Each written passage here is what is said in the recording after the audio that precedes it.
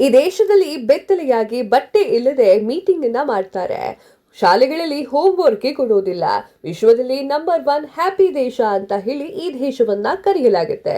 ಮೊದಲನೇ ಬಾರಿ ಹ್ಯಾಪಿ ದೇಶ ಅಲ್ಲ, ಸತತ 8 ಬಾರಿ ಈ ಒಂದು ಅವಾರ್ಡ್ ಅನ್ನ ತೆಗೆದುಕೊಂಡಿರುವಂತಹ ದೇಶ. ಆಕ್ಸ್ಫರ್ಡ್ ವಿಶ್ವವಿದ್ಯಾಲಯ ಗ್ಯಾಪಲ್ ಎನ್ನುವಂತಹದ್ದು ಮತ್ತು ವಿಶ್ವಸಂಸ್ಥೆ ಜಂಟಿಯಾಗಿ ಸಿದ್ಧಪಡಿಸಿದಂತಹ ವರ್ಲ್ಡ್ ಹ್ಯಾಪಿನೆಸ್ ರಿಪೋರ್ಟ್ 2025ರಲ್ಲಿ ಸುಮಾರು 55 ಲಕ್ಷ ಜನಸಂಖ್ಯೆ ಹೊಂದಿರುವಂತಹ ಫಿನ್ಲ್ಯಾಂಡ್ ಮತ್ತೊಮ್ಮೆ ಅಗ್ರಸ್ಥಾನದಲ್ಲಿ ನಿಂತಿದೆ. ಇದು ಸಂತೋಷದ ಜೀವನಕ್ಕೆ ನಿಜವಾದ ವಿಳಾಸ ಅಂತ ಹೇಳಿ ಸಾಬೀತಾಗಿದೆ. ಫಿನ್ಲ್ಯಾಂಡ್ ದೇಶವು ಒಂದು ಕಾಲದಲ್ಲಿ ನಮ್ಮ ದೇಶದ ಜನಪ್ರಿಯ ಮೊಬೈಲ್ ಬ್ರ್ಯಾಂಡ್ ಆಗಿದ್ದಂತಹ ನೋಕಿಯಾದ ಮೂಲ ನೆಲೆಯಾಗಿದೆ. ಸತತವಾಗಿ ಇಷ್ಟು ವರ್ಷಗಳ ಕಾಲ ಸಂತೋಷಕರ ದೇಶಗಳ ಪಟ್ಟಿಯಲ್ಲಿ ಫಿನ್ಲ್ಯಾಂಡ್ ಅಗ್ರಸ್ಥಾನದಲ್ಲಿ ನಿಲ್ಲಕ್ಕೆ ಕಾರಣ ಏನು ಅಂತ ಹೇಳಿ ಸಾಕಷ್ಟು ಜನ ಯೋಚನೆ ಮಾಡ್ತಾ ಇದ್ದೀರಿ. ಅದಕ್ಕೆ ಕಾರಣ ಈ ಒಂದು ವಿಡಿಯೋದಲ್ಲಿ ಹೇಳ್ತೀನಿ.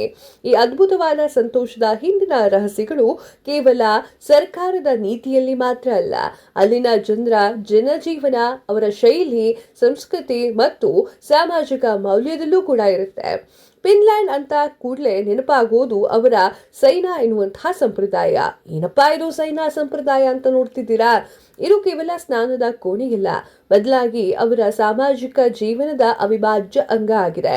ಸೈನಾ ಅಂದರೆ ಬಿಸಿ ಕಲ್ಲುಗಳ ಮೇಲೆ ನೀರನ್ನ ಚುಮುಕಿಸಿ ಉಗಿಯನ್ನ ಸೃಷ್ಟಿಸುವಂತಹ ಒಂದು ಮರದ ಕೊಠಡಿ ಅಂತ ಹೇಳಿ ಕರೀತಾರೆ.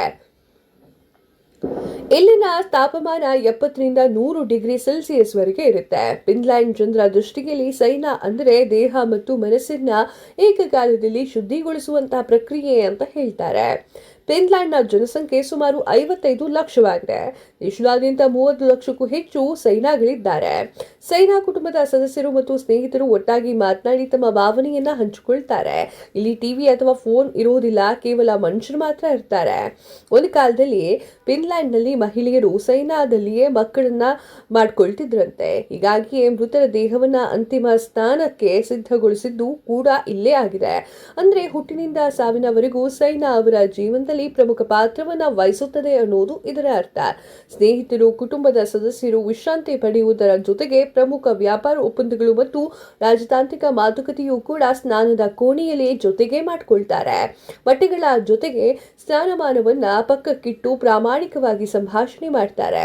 ಫಿನ್ಲ್ಯಾಂಡ್ನ ಪರಿಸರ ಸಚಿವೆ ಸಾರಾ ಅವರು ಸೈನಾ ನಮ್ಮನ್ನ ನಕಾರಾತ್ಮಕ ಶಕ್ತಿಗಳಿಂದ ವಿಮೋಚಿಸುತ್ತದೆ ಅಂತ ಹೇಳಿ ಅವರೇ ಹೇಳಿದ್ದಾರೆ. ಫಿನ್ಲ್ಯಾಂಡ್ನ ಸಂತೋಷಕ್ಕೆ ಮತ್ತೊಂದು ಆಧಾರ ಸ್ತಂಭ ಅಂದ್ರೆ ಅವರ ಶಿಕ್ಷಣ ವ್ಯವಸ್ಥೆ. ಅಲ್ಲಿನ ಮಕ್ಕಳು ಇತರ ದೇಶಗಳ ವಿದ್ಯಾರ್ಥಿಗಳಿಗೆ ಹೋಲಿಸಿದ್ರೆ ಶಾಲೆಯಲ್ಲಿ ಕಡಿಮೆ ಸಮಯವನ್ನ ಕಳೀತಾರೆ. ಅವರಿಗೆ ಹೋಮ್ವರ್ಕ್ ಇರುವುದಿಲ್ಲ. ಭಾರತ ಕೂಡ ಹೋಮ್ವರ್ಕ್ ಅನ್ನು ಕೊಡುತ್ತೆ, ಆದ್ರೂ ಅಂತಾರಾಷ್ಟ್ರೀಯ ಶೈಕ್ಷಣಿಕ ಮಾನದಂಡದಲ್ಲಿ ಅವರು ಯಾವಾಗಲೂ ಮುಂದಿರ್ತಾರೆ. ಇದಕ್ಕೆ ಕಾರಣ ಆಟಪಾಠಗಳೊಂದಿಗೆ ಕೂಡಿರುವಂತಹ ಕಲಿಕೆ, ನುರಿತ ಶಿಕ್ಷಕರು ಮತ್ತು ಒತ್ತಡ ರಹಿತ ವಾತಾವರಣ. ಸಂತೋಷದಿಂದ ಕಲಿತ ಶಿಕ್ಷಣವು ಜೀವನದುದ್ದಕ್ಕೂ ಬರುತ್ತದೆ ಅಂತ ಹೇಳಿ ಅವರು ನಂಬ್ತಾರೆ. ಇಲ್ಲಿನ ಜನರ ಜೀವನ ಹೇಗಿರುತ್ತೆ ಗೊತ್ತಾ? ಅವರ ಜೀವನ ಸಮತೋಲನವಾಗಿರುತ್ತೆ. ಇದಕ್ಕೆ ಪ್ರಮುಖವಾಗಿ ಕಾರಣಗಳು ಇರುತ್ತೆ. ಸಾಮಾನ್ಯವಾಗಿ ಬೆಳಿಗ್ಗೆ 8ರಿಂದ ಸಂಜೆ 4ರವರೆಗೆ ಮಾತ್ರ ಕೆಲಸ ಇರುತ್ತೆ. ಅಷ್ಟೇ ಅಲ್ಲದೆ ವರ್ಷಕ್ಕೆ 5 ವಾರಗಳು ಸಂಬಳ ರಹಿತ ರಜೆ ಕೊಡ್ತಾರೆ. ಇದು ಅವರಿಗೆ ವಿಶ್ರಾಂತಿ ಪಡೀಲಿಕ್ಕೆ ಹೆಲ್ಪ್ ಆಗುತ್ತೆ. ಫಿನ್ಲ್ಯಾಂಡ್ನಲ್ಲಿ ಪ್ರತಿಯೊಬ್ಬರ ಹಕ್ಕು ಮತ್ತು ಸಾಂಸ್ಕೃತಿಕ ನೀತಿಗಳಿರುತ್ತೆ. ಇದರ ಪ್ರಕಾರ ಯಾರಾದರೂ ಅರಣ್ಯಗಳು ಮತ್ತು ಸರೋವರಗಳನ್ನ ಮುಕ್ತವಾಗಿ ಆನಂದಿಸಬಹುದು.